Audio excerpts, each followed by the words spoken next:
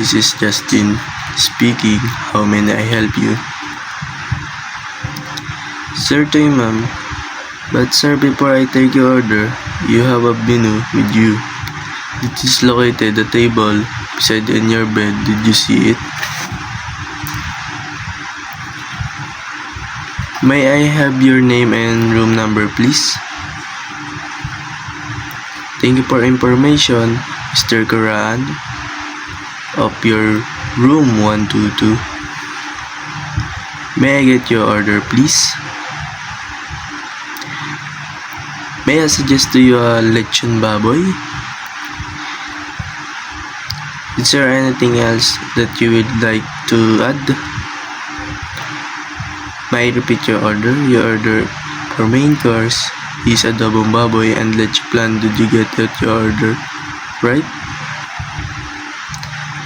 Please wait to deliver. Your order will be delivered with 15 to 20 minutes.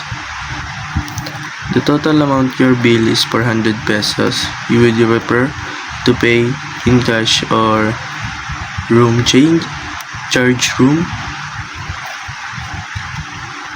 If you pay in cash, how much change do we need to bring?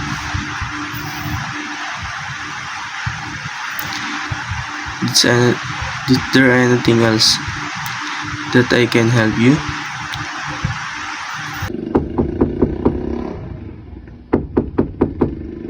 Service.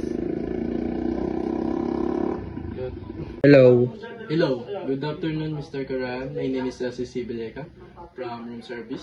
I'm here from your lunch order. May I come in? Yes. Okay, Mr. Karan. When you would like me to put in the tray? Yes. On the table.